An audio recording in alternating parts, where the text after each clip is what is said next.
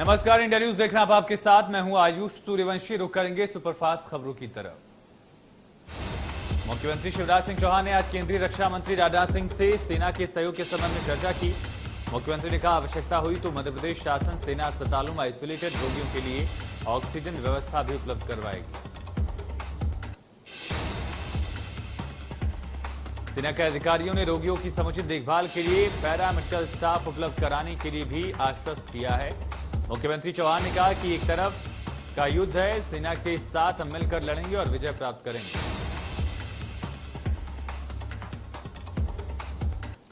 मुख्यमंत्री शिवराज ने कलेक्टर्स के साथ बैठक की। बैठक में सीएम ने कलेक्टर्स को आवश्यक निर्देश दिए।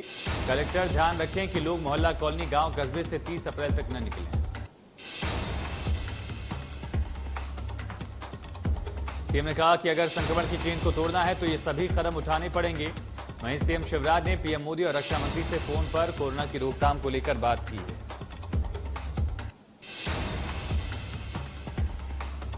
चिकित्सा शिक्षा मंत्री विश्वास सारंग देर शाम एक बार फिर से एम्स पहुंचे। मंत्री सारंग एम्स से लगातार आ रही अव्यवस्थाओं की शिकायतों के चलते डायरेक्टर ऑफिस पहुंचे। कलेक्टर, एसडीएम और एडीएम अधिकारियों को भी एम्स बुलाया गया, जहां एम्स में कोरोना के मरीजों के इलाज के सिलसिले में उच्च स्तरीय चर्चा की गई। एम्स में ओपीडी और अन्य सर्विसेज को दुरुस्त करने की बात भी कही गई। पूर्व मंत्री पीसी शर्मा का बयान, कहा बीजेपी के विधायक सांसद फील्ड से गायब हैं। पीसी शर्मा ने सरकार से मांग की है कि सरकार इंजेक्शन ऑक्सीजन का इंतजाम करे। पूर्व मंत्री ने सरकार को सलाह दी कि रिटायर्ड डॉक्टर और नर्सेस की सेवाएं भी ली जाए।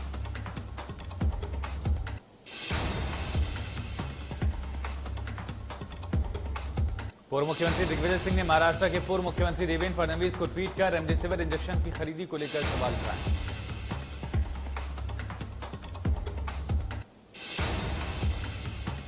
दिग्विजय सिंह ने लिखा, वास्तव में देवेंद्र फडणवीस की जांच होनी चाहिए कि उन्होंने किस खाते से रेमडेसिविर को 4.5 करोड़ में खरीदा, किसकी अनुमति से। बिल्कुल शर्मनाक है। नया कोविड सेंटर खुलवाने के लिए अस्पताल में सारी तैयारियां हो जाने के बाद विधायक संजय शुक्ला ने चिकित्सा शिक्षा मंत्री विश्वास सारंग से फोन पर बात की। उन्होंने जल्द 300 बेड का यह अस्पताल खुलवाने की बात की। इसके बाद मंत्री ने विधायक को भरोसा दिलाया कि सेंटर जल्दी शुरू किया जाएगा। इससे पहले विधायक ने आरोप लगाया था कि सर्व सुविधा युक्त सेंटर तैयार हो जाने के बावजूद राजनीति के चलते सेंटर को शुरू करने की परमिशन प्रशासन ने नहीं दी। कांग्रेस विधायक विपिन वानखेड़े पीपी किट पहनकर जिला अस्पताल के कोविड सेंटर में भर्ती मरीजों का हालचाल जानने पहुंचे। साथ ही अस्पताल में हो रही अव्यवस्थाओं का भी जायजा लिया। उन्होंने प्रदेश सरकार पर आरोप लगाते हुए कहा कि प्रदेश सरकार को कोविड-19 को ध्यान देना चाहिए और जहां पर ऑक्सीजन की आपूर्ति है उसकी व्यवस्था करनी चाहिए। जिलाधिकारी और कलेक्टर जो कुंभकर्ण की नींद सो रहे हैं उनको जागना चाहिए।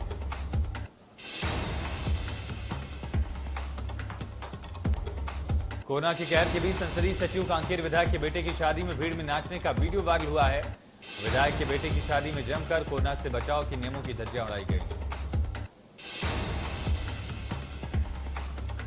कोरोना गाइडलाइन के मुताबिक 50 की संख्या में ही लोग शादी समारोह में उपस्थित रह सकते हैं और इस दौरान कोरोना गाइडलाइन का पालन भी करना अनिवार्य होगा। लेकिन इस शादी में सैकड़ों की संख्या में लोग जमा हुए हैं।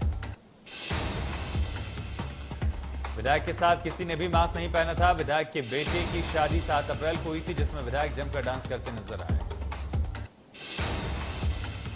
दमोह चुनाव के प्रचार में गए बुंदेलखंड के कांग्रेस और बीजेपी के कई नेता संक्रमित हो गए। इनमें पूर्व मुख्यमंत्री दिग्विजय सिंह, पृथ्वीपुर से कांग्रेस विधायक ब्रिजेंद्र सिंह राठौर और जतारा से भाजपा विधायक हरिशंकर खटीक भी शामिल।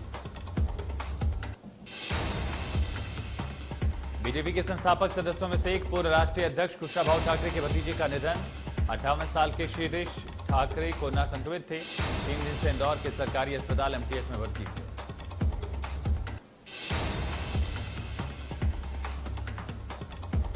देर शाम को जबलपुर संभाग के लिए रेमडेसिविर इंजेक्शन की आपूर्ति की गई। शासकीय विमान से पहले भी जबलपुर को इंजेक्शन के 39 बॉक्स दिए गए थे। इस बार शासकीय विमान से 21 बॉक्स जबलपुर पहुंचे।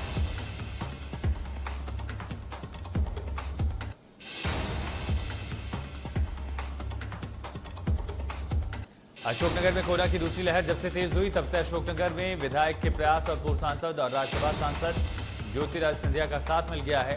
रविवार को जब अशोकनगर में ऑक्सीजन की किल्लत का मामला सामने आया तो उसे पूरा कराने में राज्यसभा सांसद सिंधिया ने मदद की। प्रयासों से न केवल रिफिल सिलेंडर समय पर मिल सके बल्कि कुछ नए ऑक्सीजन सिलेंडरों को भी जिले को दिया जाए, इसके लिए विधायक ने राज्यसभा सांसद सिंधिया का इस त्वरित प्रयास के लिए आभार जताया। सागर जिले में ऑक्सीजन सिलेंडर टैंकर को वीआईपी सुरक्षा के साथ लाया गया। पहली बार ऑक्सीजन को पुलिस सुरक्षा दी गई।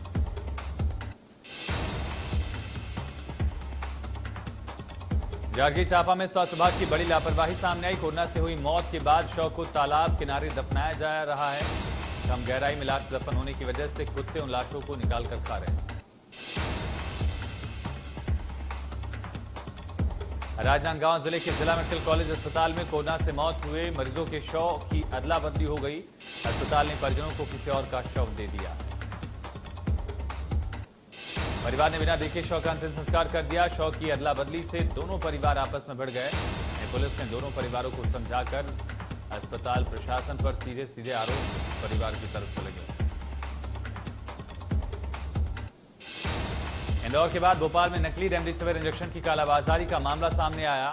पिपरिया से भोपाल इलाज कराने आया परिवार नकली इंजेक्शन की ठगी का शिकार हुआ। परिजनों को एक युवक ने 47,000 का नकली इंजेक्शन देकर ठग लिया। परिजन रेमडेसिविर इंजेक्शन के लिए दिन भर से परेशान हो रहे थे। इस बीच अस्पताल के बाहर एक युवक ने इंजेक्शन दिलाने का झांसा देकर 47,000 रुपए की ठगी की। जब परिजन इंजेक्शन लेकर डॉक्टर के पास पहुंचे तो पता चला कि इंजेक्शन नकली। इंदौर में रेमडेसिविर इंजेक्शन की कालाबाजारी करते एक युवती समेत 3 आरोपी गिरफ्तार किए गए। युवती निजी अस्पताल में नर्स का काम करती है। युवती को 70,000 में 2 इंजेक्शन बेचते पुलिस ने गिरफ्तार किया।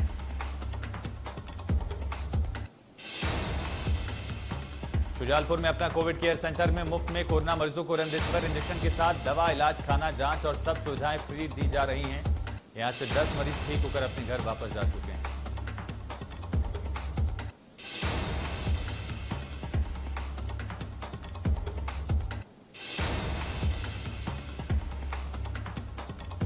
अंबिकापुर समेत समूचे जिले में कोविड की सबसे विश्वसनीय आरटीपीसीआर जांच नहीं होने का कारण लोगों को एंटीजन और ट्रू नेट की जांच करानी पड़ रही है। मेडिकल कॉलेज अस्पताल कैंपस में कोरोना काल में स्थापित वायरोलॉजी लैब में पिछले 3 दिन से कोविड के आरटीपीसीआर जांच तो हो ही रही है, लेकिन इसके सैंपल नहीं लिए जा रहे हैं।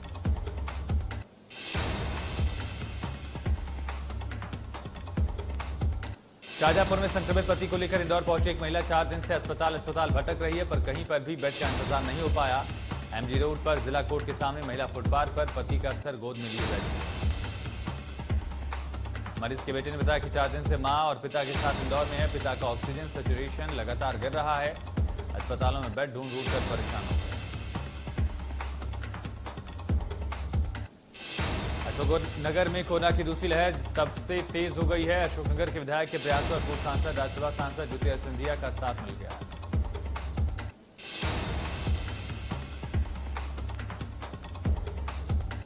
प्रयासों से न केवल रिफिल सिलेंडर समय पर मिल सके बल्कि कुछ नए ऑक्सीजन सिलेंडर भी जिले को मिल सकते हैं। इसके लिए विधायक ने सांसद सिंधिया का आभार जाहिर किया।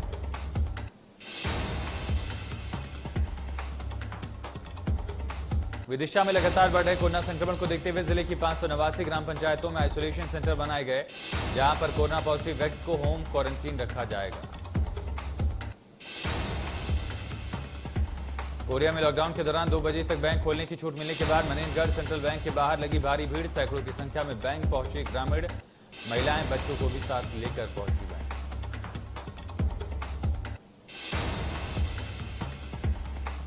लॉकडाउन को लेकर गुना कलेक्टर ने नया आदेश जारी किया। नए आदेश के मुताबिक होटल, रेस्टोरेंट, किराने की दुकान पूर्णतः बंद रहेंगे। किराना दुकानों से होम डिलीवरी, रेस्टोरेंट से टेक अवे की सुविधा शाम 8 बजे तक।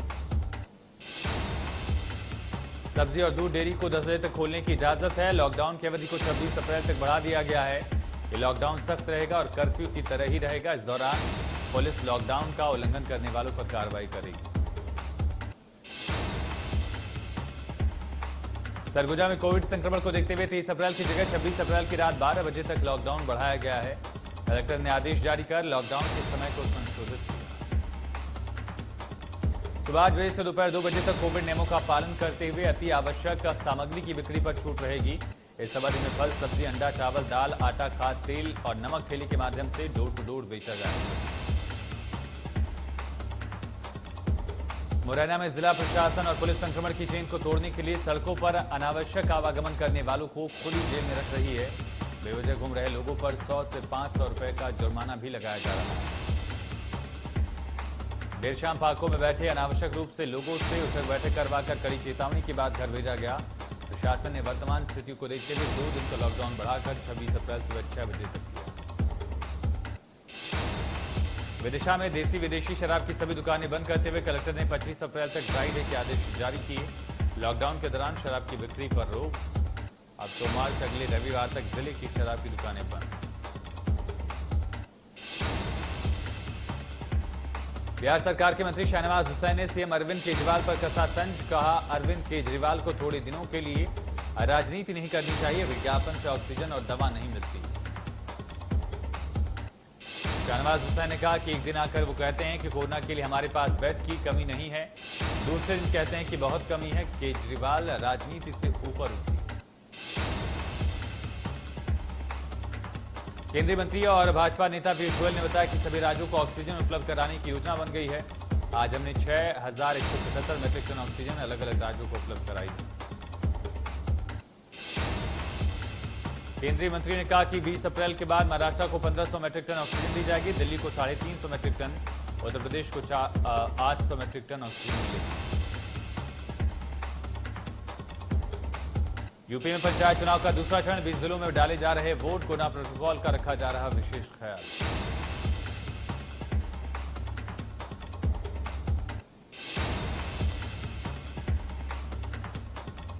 दिल्ली पुलिस ने वीकेंड लॉकडाउन के दौरान लोगों द्वारा लॉकडाउन का उल्लंघन करने पर 559 एफआईआर दर्ज की, 323 लोगों को गिरफ्तार किया, 2369 चालान काटे। दिल्ली में लगा एक हफ्ते का लॉकडाउन। आज रात 10 बजे से सोमवार तक लॉकडाउन रहेगा लागू, जरूरी सेवाएं रहेंगी जारी। केजरीवाल सरकार की तरफ से ऐलान। छत्तीसगढ़ में 12,345 नए केस, 170 लोगों की मौत। प्रदेश में सक्रिय मामलों की संख्या बढ़कर 1,28,019। रायपुर से 2,524 नए केस, दुर्ग में 1,281, बिलासपुर में 1,217 नए मरीज। ग्वालियर में 24 घंटे में 1157 केस, 419 लोग रिकवर होकर लौटे घर। कोरबा में 885 नए संक्रमित, 506 पुरुष, 378 महिलाएं शामिल। कोरबा शहर में 228, कोरबा ग्रामीण में 86, कटघोरा शहर में 235, कटघोरा ग्रामीण इलाके में 24, करतला में 139, पाली में 115, पौड़ी उपरोड़ा में 58 संक्रमितों की पहचान। इंदौर में 18 अप्रैल की कोरोना बुलेटिन की रिपोर्ट के मुताबिक 1,698 नए केस। इंदौर में पॉजिटिव केस की कुल संख्या 91,015, 876 मरीज हुए डिस्चार्ज।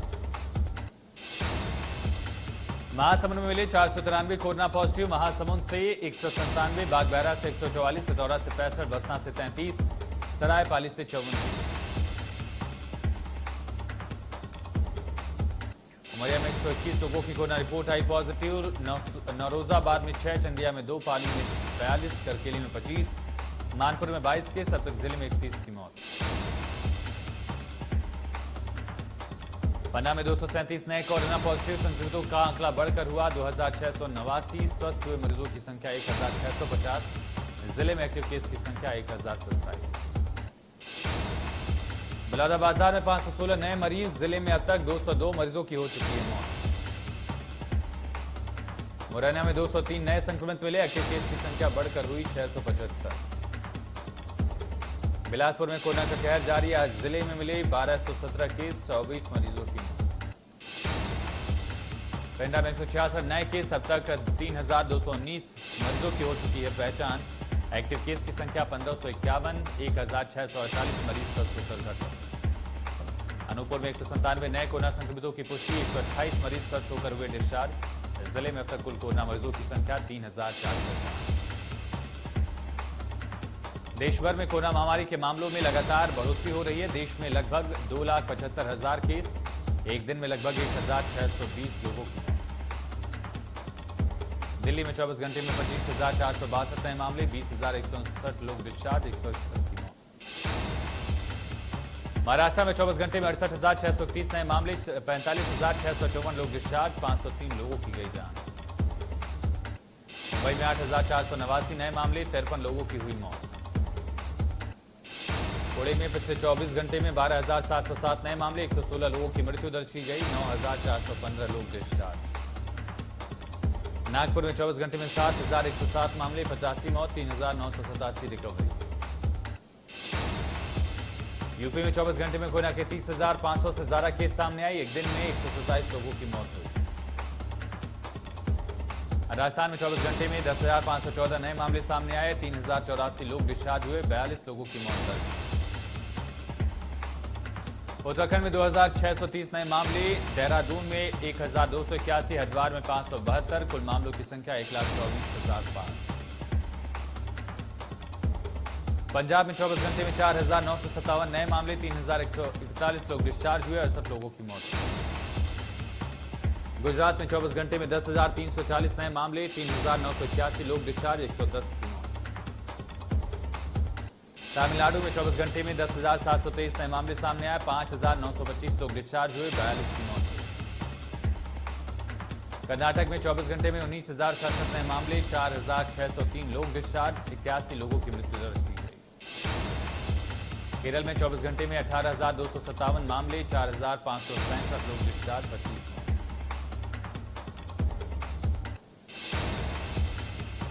बिहार सरकार ने राज्य में कोरोना को नियंत्रित करने के लिए 15 मई तक लगाया कोरोना कर्फ्यू, कई गतिविधियों पर लगा प्रतिबंध। शिक्षण संस्थान बंद रहेंगे, दुकानें शाम 6 बजे तक बंद कर दी जाएगी। बिहार में cinema hall, shopping mall, gym आदि बंद रहेंगे। राज्य में रात 9 बजे से सुबह 5 बजे तक नाइट कर्फ्यू रहेगा। महाराष्ट्र में कोरोना के बढ़ते मामलों को देखते हुए महाराष्ट्र सरकार ने 1 मई तक धारा 144 लागू की।